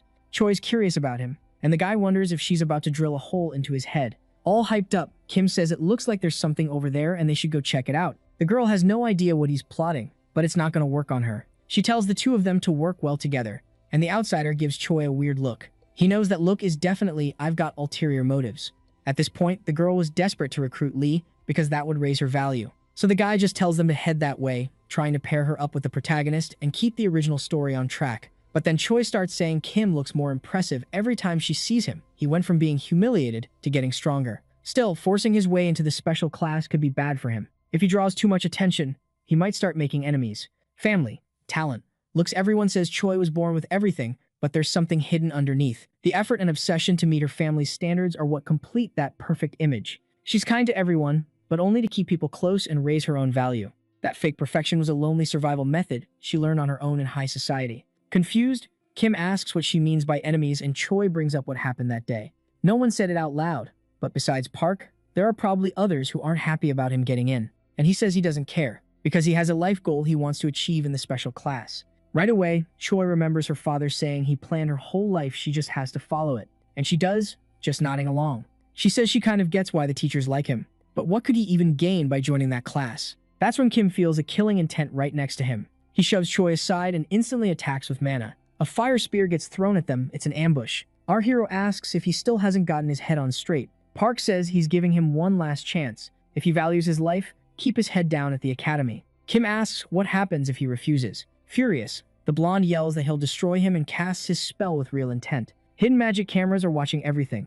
Somewhere else, Yu has his power ready, and the squad of comrades is in a rough spot. This is Baek Yi-jin, a special forces mage, doubting there's actually a demon infiltrated among them. Jeong asks what's going on, and she says it's just kids messing around with training monsters. He tells her to report it if anything suspicious happens. Then Baek sees Park and Kim fighting. Our hero notices the blonde fires off spells really fast. He is ranked 5th, after all, but if he waits too long, it could mess up the plan. Choi starts charging a strong spell, gathering mana, and yells at them to take their fight to training. She says this is embarrassing for the academy, and Park needs to get over his inferiority complex. That just makes the blonde even angrier, because in his mind, everyone's taking that bastard's side, and he smashes up the ground. Watching all this, Baek notices one of her magic circles got destroyed.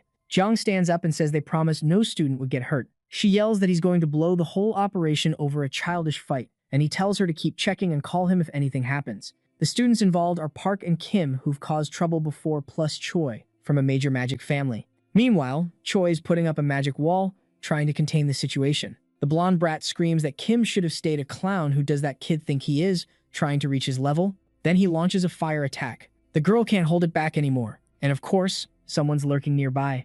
Kim casts a shield spell, blocking the attacks, and says he'll handle the guy. Before he came back, he saw what Park did to people in the shadows. Since Park was basically an extra, he figured it wouldn't affect the story. But that idiot only shows up at the beginning and doesn't matter at all later. So Kim uses the Heart of Nature, and a bunch of mana bolts shoot out. Shocked, Park tries to dodge. The outsider says if Park has a problem with him, he should deal with him one-on-one, dragging someone else into it is pathetic. Grabbing the blonde by the head, Kim slams his skull into the ground. It's honestly crazy the guy survived. Now he's terrified. Kim asks for a reason to spare him, with a mana sphere in his hand. On his knees, Park blurts out that he was wrong and won't bother him again. Choi thinks this is a totally unnecessary waste of mana, but it's obvious Kim wouldn't actually hurt him. So he grabs him by the hair and tells him to get lost as far away as possible, because if he ever sees him again, it's gonna end badly, and Park agrees. He just begs pathetically for them to keep this fight a secret. The outsider yells at him to get out of there. Smiling, the young guy feels relieved that he fell for it.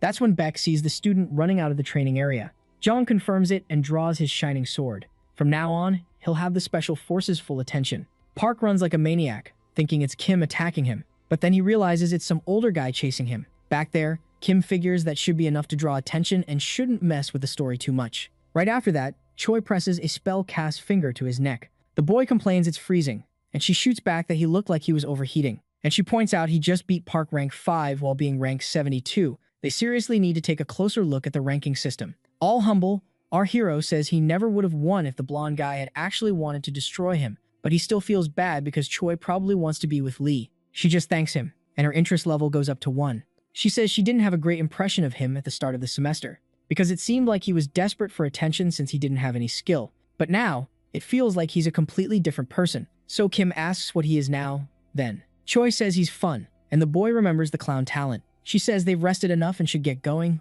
but Kim's still tired. She says they need to find something that'll actually get them results when, at the same time, something jumps at her. It's a huge, ugly snake, and Choi lets out this piercing scream when she sees it. Without wasting a second, Kim already has a sphere in his hand, wondering if it's a training monster. But the attack that hits the serpent is clean and bright. Choi smiles and looks to the side. Just like the outsider was expecting, the guy shows up. Lee Seo-jun asks if everyone's okay. As he puts his sword away, he says he's been walking around trying to help the others. But honestly, there aren't any monsters that dangerous. He was on edge because they said it was a risky area. Choi says that for a genius, it's easy, and she adds that if he signs a contract with her family, he'll shine even more. The young guy says he'll think about it later. Kim realizes the place and the people are perfect, so the main event should happen now, the protagonist discovering the secret spot. Just bringing Choi near the dungeon is enough for her to naturally end up with Lee. He just needs to guide them, so he points in a direction and tells them to look. There's a cave there, with this weird blue light. The protagonist asks what that glow is, and Choi says it's coming from inside. Our hero says he's curious and wants to check it out with them. When the three of them go in, Lee realizes it's a hidden stage. And stuff like that doesn't happen often, a dungeon inside a dungeon. It's tough, but the rewards are worth it. Excited, Kim sees everything's going exactly like it's supposed to. He remembers the secret floor in the tower, which was also a hidden stage. This happens when something in the dungeon gets altered. Lee and Choi can team up and beat the boss.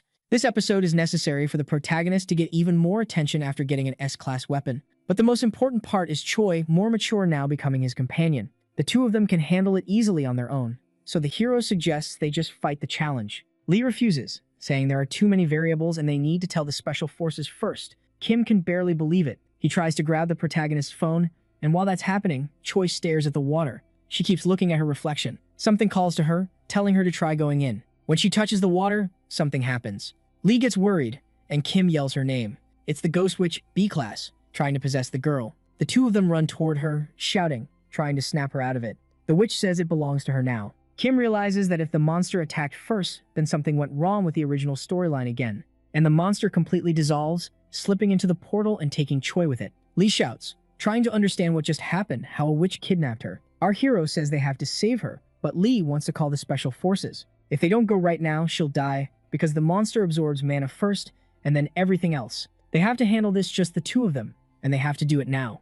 Kim puts a hand on Lee's shoulder, and Lee realizes there's no other choice. Determined, the two of them sprint toward the portal. Meanwhile, Jung is holding Park back, asking what he does and what his goal is. But the blonde guy doesn't know anything, which makes the older one ask why he suddenly started running. Park knows it'll be humiliating to tell the truth, so the agent says he won't go easy on him since he didn't confess. Park and Hwan, second year, rank 5 at the Magic Academy, suspected of conspiring with demons, is now in custody. Jiang calls back and tells her he's detained the suspect, but she says something else is going on. 3 students went into the modified dungeon to train. Calmly, the agent says it was deactivated, so it's basically just a cave, and Beck explains it's been confirmed there's a hidden phase happening inside the dungeon, which leaves Jiang shocked. Inside, it's a full-on blizzard. Lee thinks the witch is using ice mana stolen from Choi to power up the area. He was practically freezing when Kim puts a coat on him, and says if he stays nice and warm, it'll be way better. Our hero knew it'd be cold, so he brought warm clothes stored in his dimensional backpack.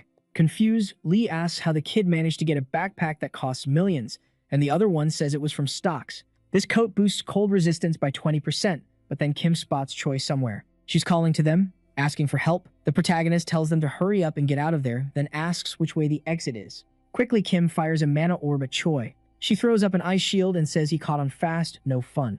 The ghost witch is controlling Choi. It was the killing intent detector that saved him, and to save the girl, they'll have to beat the monster first. In a creepy voice, the beast talks about the child's mana being cold and delicate. Once it absorbs it all, the two of them are next. Kim knows the witch is undead, so she's weak to Lee's light attribute, so Lee goes in first. The hero stays in the back, launching concentrated blue mana orbs, as long as that thing is controlling Choi's body. A first year, rank 1. Specialty in manifestation and subspecialty in enhancement. The only thing they can do is keep defending. The possessed girl's attack almost hits Kim, but Lee blocks it with his sword, already moving in for a direct strike. But she turns her ice sword into a shield, and manages to deflect the protagonist's almost perfect attack. The witch asks if the kid is holding back, because it looks like he's fighting a little girl, and adds that all his attacks are pathetic. A volley of ice daggers shoots toward Lee, and he realizes the switch between offense and defense is insanely fast. Plus, the ice works really well with the environment. Still, some of those daggers go toward Kim. He barely dodges, but then finds himself surrounded by sharp ice, like a frozen prison. Possessed Choi says the kid is trapped. Of course, our boy finds a way out and still manages to dodge the endless icy blasts. Then Lee says it's time for him to say what he's supposed to do, because he must have a plan. Kim explains they need to find the witch's real body, because if it's in danger, she'll let Choi go. The protagonist points out the whole place is covered in ice and snow. The kid needs to tell him where it is. But our hero doesn't know everything, and remembers that in the original story, Lee destroyed the witch by slicing up the whole area. He grabs his potion and says the other guy can handle it. Now he's got 10 minutes of faster mana, so he starts making a bunch of orbs. It's not the outsider who can destroy her, it's Lee Seo-jun. Meanwhile, Jong questions Park about it just being a simple fight, and that he acted weird because he was embarrassed about losing, and the blonde agrees, making the guard realize he should investigate better before acting. Then he asks if the others had anything against him. Crying, the jerk says he really doesn't know anything. Diok says the agent ensured the student's safety, and Jong takes the blame. Nobody expected the hidden phase. The leader asks if there's any chance of rescuing the students, and the other one says they'd first have to try to open the entrance. If that doesn't work, all they can do is pray they clear the area and make it out alive.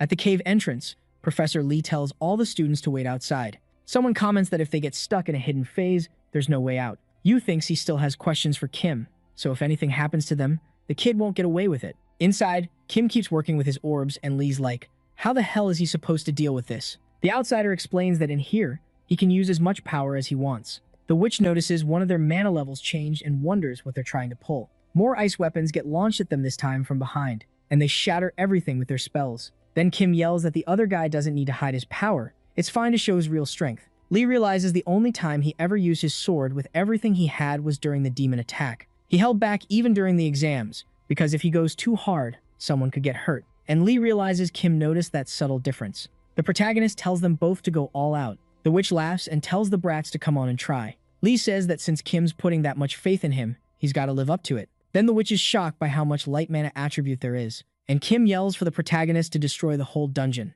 The monster's real body is in danger. Our hero fires off a blast straight at the monster. It hits her right in the chest, and the outsider says she left Choi's body. Meanwhile, Lee is surrounded by light mana, ready to strike. The ghost witch screams that she won't let those miserable humans get out of there. So Kim says there's no reason to keep her alive. The protagonist lands his biggest hit and slices the monster into pieces. Focused, Lee knows he destroyed her. Outside, support mages try to open the portal, but only 2% of the entrance opens like not even a mosquito could fit through. Sadly, that's the best they can do. Even the top mages couldn't open it any more than that. Meanwhile, Jung is thinking that even if the team chews him out, he'll have to take responsibility. The scarred guy explains the whole situation, but to the man's surprise, they ignore him, saying Lee will be out soon. He wants to know what that's supposed to mean, and he gets his answer a second later. A huge beam of light shoots up into the sky. People start wondering if a boss showed up, but Yu recognizes that light mana attribute. It's Lee realizing his sword can't handle all his mana. Looks like it's over. The witch got defeated, and she left behind a glowing sword as a reward, one that boosts mana and regenerates on its own. Kim tells him to take it, because he did the most and he needs one anyway, but Lee wants to share part of it with the other guy. The outsider isn't interested. He just says he'll take care of Choi, while the kid goes to grab the reward. When Lee holds it, he realizes it's S-class and thinks it's weird that Kim would pass up something like that. The kid earned 2,000 points, but he's focused on Choi, who's got severe mana exhaustion. She's not at the level to fight on that scale. It's the side effect of having her power forcibly drained. Lee stuffed all the items he found into his coat, and he asks what Kim's planning to do. Kim says he wants to help her recover. Then he gives her an ice spirit heart, which restores mana and boosts the ice attribute. That makes her slowly open her eyes, and the hero asks if she's okay. The girl freaks out and asks why they're looking at her like that. Satisfied, Lee says her energy came back fast. Kim says the girl's full of life. Choi wonders where the hell she is. It's a long story. The outsider explains it's a hidden stage, and Lee beat the boss to save her. Confused, Choi thinks nobody their age has ever done that before. Then the exit portal opens. Everyone's happy, and Lee says he never thought light could be so beautiful. Before they leave, Kim asks the two of them for help. He can't walk because he's got mana exhaustion. The moment Choi woke up, the guy collapsed. This time he managed to time the potion's duration perfectly. When this whole incident is over, the ones who deserve the honor won't be him. It'll be Lee Seo-jun and Choi Seo-yoon. It really has to be those two. And the three of them leave, carrying Kim. The youngest person in history to clear a hidden stage is Lee, and once again, he's got the whole world's attention. The Blue Moon sword he got was evaluated and has 2 top-tier options, even for an S-rank item. The Mage's newspaper published an article about the protagonist's genius-level skills, and the whole world started noticing him. After Park's interrogation, it became clear the blonde guy wasn't with the demons, but his bullying stories got exposed, and the asshole got punished hard. From now on, that annoying guy won't be a problem anymore. There were a few twists, but things are basically back on the story's original track. The fact that the special activities were actually in operation will stay secret, and Choi's going to use that to get closer to Lee. And calming Yoon down was kind of a pain. She thought her teacher was seriously hurt. While the outsider was thinking about what to do next, Choi interrupted him. She says she heard something interesting from Lee, so she came to thank him. The protagonist told Kim that she was the one who suggested saving the girl, and that she fought really well back there. Totally flustered, the kid insists it was the other guy, which leaves Choi confused about why he doesn't want the credit. Then, with a threatening look, he adds that it was Lee who destroyed the ghost witch. Choi leaves with a smile, saying that if that's how it is, then fine, and says goodbye. Her interest level goes up to level 2, and Kim gets 2,000 points. Things are getting complicated. He'll have to handle the next incident better. After that, we see a slim woman running on a treadmill. Our boy is at the school gym now, and he realizes that, because he was near Lee when they cleared the hidden stage, he got a ton of points. So he bought the secret trait, Evolution and Adaptation for 50,000 points. Now he handles the cold better, and his night vision is way better. It doesn't sound like much, but it boosts a bunch of basic skills. In the original story, it was the trait of the top second-year student, John Min-yi, but that probably doesn't matter much. Just then, 2 guys call out to Kim Seon-woo. They ask why he's there, and he says he's just taking care of his body. Lee says he sounds like an old man, but Shin points at other people. They're saying the protagonist always starts Mondays with bench press, and that he got strong through tons of training and effort. Shin says the others aren't even close. And we see a flashback of Yu's powers. The brown-haired guy says she's insane and that he'll show everyone what real firepower looks like. Excited, Kim says that's good for her, because he knows she's the type who doesn't give up on a goal. But then Lee says it's weird that teacher Jang Anshul isn't there today. The guy's always in the gym when he doesn't have classes, and Shin says he's patrolling the school. It's a secret, but apparently they found a body near the school. Shocked, Lee says it was a demon attack. Shin isn't scared though, because the genius will protect them. The outsider thinks demons could attack anytime, since the infiltrator is still out there. And more specifically, it's not a human traitor, it's an actual demon. Park Min-yi, ranked 4th in the 3rd year, says Lee sweats a lot, and she hands him a towel to dry off. Our hero is suspicious. Little Shin says she looks beautiful today, and she praises him for it. Then the protagonist thanks her for the towel, and she says she's always cheering for him, but her gaze is weirdly sinister. The night before, she was draining everything she could from some poor human, pressing her sharp fangs right into the man's neck. Turns out she's a B-class demon named Jang Yi, and the only daughter of Jang Han. After feeding on the human, she says she didn't expect him to show up. He must be planning to attack the school again. It's that damn Lord Cheon Hae, who only came to check how the infiltrator is doing. After all, her father died, and she was left alone. The villain wants to keep a close eye on her. Jang says she'd like to play with him a bit more, but Cheon says if word gets out, they'll get caught. The Lord asks how things are at the school, and she looks bored. With her identity, she can't even get close to Jeong, and Hyung told her not to take revenge on Kim. Every day, she's forced to look at the kids who took her father down. She asks him what he thinks that's been like for her, and Cheon says that among those kids, Lee Seo-jun is the one people are talking about right now. During the attack, the boy was suspected of being the child of prophecy. The moment the demon barrier vanished and that guy showed up right after, it looked suspicious. But after her report, he became sure the child of prophecy is definitely Lee Seo-jun. Excited, Jang asks if she can end it with her own hands, but Cheon thinks she's not capable. Still, the Lord doesn't understand the pain of wanting revenge but not being able to take even a single bite. For revenge and for the good of the clan, she'll wipe the boy out. A bearded guy says that's exactly the mindset.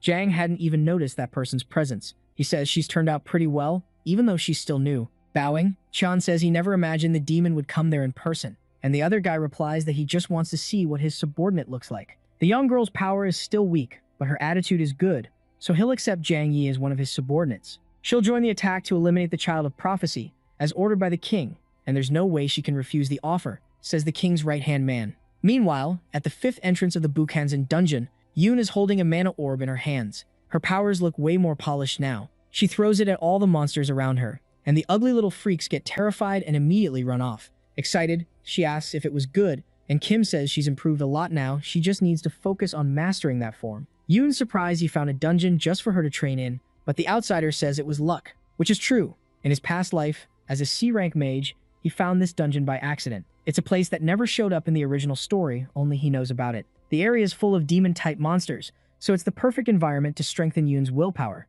Kim asks what she was thinking about while she was using her power, and she says that when she fought Yu, she was thinking about wanting to protect the people around her. The most important thing when you're dealing with destructive power is willpower, shown through purpose and determination, and Yoon's purpose is Kim. She wants to be like him, and he tells her they should keep training like this every weekend so he can get her into the special class. But Yoon is totally seeing it as a date, getting to be alone with him on weekends. Before the exams, she was ranked 82nd. Now she's 52nd. If she keeps improving like this, she'll end up like she did in the original story. Kim's eyes light up, and he figures he needs to deal with the Jang Yi problem. In the original plot, she went after Lee for revenge, and she pulled a bunch of schemes like a classic villain. But now the one who took down her father was him and Jiang, so why did she go to Lee first? Something's off, and before she can cause any damage, the outsider decides he's going to make the first move. Jang recognizes Kim as the person Lee rescued during the hidden phase. She heard the boy wanted to tell her something, but Kim knows he's been caught, and he says it's something really important. To deal with this obstacle, this is the only way. He hands her a book and says he wants to be close to her. A confession attack first. He needs to create a situation where it's just the two of them. Jang is disgusted by him, which earns him the achievement First Rejection. 1,500 points total. It went terribly, he got shut down hard. The demon woman says Kim isn't her type, so it'd be weird. And she storms off, thinking she'd never date some mere human. Our poor guy knows he's human, but come on, he's not that ugly that someone should be grossed out. But Shin was watching and felt bad for him. Another 500 points, exactly what Kim wanted. The kid insists he wasn't spying, he was just passing by. Confessing to her is worth it even if he gets rejected, even though he hates being the center of attention. Kim figures it's because she's a demon, then asks if Shin has started the classical magic theory assignment. The kid says he's good at physical stuff, but theory just won't go into his head. So the outsider offers to let him use his work as a reference, but there's a condition. He asks if the kid uses the school message board. People start saying that since Kim couldn't get attention as the bottom-ranked student, he's trying this now. And 247 people are interested in him. 1,500 points, just like he planned. On the board, it says that Park, the prettiest girl in the academy, is his and nobody can touch her. The teachers are finding the whole thing hilarious. Meanwhile, Yoon is mad that Kim prefers older girls. Yu says it's obvious the boy didn't post it, someone's just messing with him. And Shin is thinking, yeah, it wasn't him this time. Whispering, he says he did his best to post it like he was told, but it looks like it totally backfired. Kim says it wasn't the result he expected, but he still got his message across. He knew that if anything romance-related involved Shin, the whole school would hear about it, so he just says thanks. Meanwhile, Jang is furious because she didn't want things to turn out like this. Our boy might have avoided being labeled the absolute worst kid in school, but people still see him as someone who just wants attention. If the demon gets linked to him, it'll be hard to hunt people down or hurt Lee, and Kim doesn't exactly have a reputation to lose. Still, the way those girls are reacting is kind of over the top. One girl says that when you're pretty and nice, only weirdos cling to you. Pissed off, Jang knows she needs to kill Lee, but thanks to that brat Kim, nobody takes their eyes off her. If he got the chance, he'd set up an ambush and finish her off. But for now, he has no choice but to back off. Because for Lee, something way more important is about to happen. It's time to close the American Museum of Antiquities. And a blonde guy says the night patrol starts after checking for anything unusual. This is the Soul Vessel, a sacred relic with the power to seal souls. 13 years ago, the world was suffering at the hands of John, the worst terrorist group in history. But Kim Jin-chol, the association president, drove them back after an intense battle and killed their leader, Jin Chun-woo. Among the spoils was the Soul Vessel, which was donated to the American Museum of Antiquities. Just sitting there, no problem. Still, someone brings up the sacred relic, the most important piece in the whole exhibit. A mysterious, intimidating woman in black walks in. An employee says she must have missed the sign. The exit is that way. But she keeps going, saying it's amazing to see something like that up close. It's way too beautiful to be trapped in a place like this. The blonde guy warns her it's extremely dangerous and can only be kept by someone qualified, but she says only one person used to be qualified. The employee snaps that the association warned them terrorists would try to use it. Mystic power should be used for good. The blonde woman says he's wrong. Great power should be used for a great purpose. They're just hoarding it. He yells for the guards to kick this potential criminal out immediately, but the guard shows up already knocked out. The woman asks if Scar is bored, and the big guy says everyone was weak and he wants to fight someone strong. The employee says they were all A-class mages and realizes the security system didn't even alert. A girl with a red scythe slices through the relic's protective glass. She says they agreed to just threaten the guy and steal it. Maybe the plan changed. The blonde guy drops to the floor, wondering who these sons of bitches are. Scar says they may have taken their god, but they can't break their will. The blonde girl remembers being called damn terrorist. Now he'll pay for insulting their god. At the last second, the employee realizes they're John, and everything blows apart. Meanwhile, the students get the news. The terrorist attack was carried out by John, a cult that was thought to be wiped out. Even though the security footage was damaged, they assume the leader of the attack is someone named Bert. Terrified, Yu can barely move, and Yoon points out she's gone pale. She says she feels nauseous and is going to lie down. Our Kim knows it's about to start. The first battle against the villain group John. Bert is extremely pleased. She thinks her photo came out great. And Jin says he could barely cover her face. And they went through all that trouble to disable security for nothing. The girl says some clueless idiot insulted their god. Natasha says that's why she let him atone with his life. And Scar thinks it all ended way too quietly. Back in the day, they would have blown up the whole block before leaving. But Jin says times have changed, and doing that now is way too risky. Natasha tells the idiot that Special Forces and the Dawn Blade are still hunting them, but he says he can handle all of them. Then Bert says they should find somewhere quieter for a while. Like Jin said, maybe this time they rushed it better to go to Korea for a bit. Scar loves that because there are strong idiots there to fight, and Natasha wants to go to the Soul Magic Arena. But Jin wants to avoid running into Kim Jin-chol. The leader isn't worried, because nobody expects them to show up on their turf, and she has something to check there too. The blonde guy asks about Lee, and Bert says he knows what that kid means to them. Then the girl in red says the brat's been getting into a lot of trouble. What's Beck even doing in security? Scar says a crisis makes a man, and the leader says that's it. Now they prep the passports and fake IDs, and tell Beck they'll be here soon. It's been a while since the outsider showed up as Kim Jin-woo. It should be safe to move now, since Ryong's interest has probably died down. More importantly, before fighting John, he needs to boost his stats. Bored, Seon showed up early, like always. She could have had someone deliver it, but it had been a while since the two of them had seen each other. There's the item he asked for: sacred herb potions and high durability combat boots. They're S rank, they fit the user's body, and they cut stamina use by 20%. Kim realizes he's got two choices: The price must be way higher than other items in the same class. While they eat, Seon says she didn't want to give some basic gift. Her motto is, never let your customer down. Kantia is the name of the restaurant where Lee, in the original story, almost passed out after just one bite. Kim wants to know if it's really that good. As the golden pasta falls apart, the mushroom aroma from the sauce spreads with the juices. Then the Hanwoo roast beef inside mixes with the red wine sauce, setting off an explosion of flavor. Crispy on the outside, tender on the inside. Seon says seeing a reaction like that makes it all worth it. The outsider says he can't accept treatment this generous without giving something back, but she says that's not how the relationship works. But our guy insists he's got something better than money. Kim says she looked kind of worried earlier, maybe because of that terrorist threat. Deposit 2 billion in 3 days, or Hansung goes down. Seon says that info never leaked. How could he possibly know? Of course, he says he has his ways. The kid's right. Ever since the news about John, things have been rough, and she's still busy dealing with her brother's power play. Luckily, the person threatening her has no connection to John.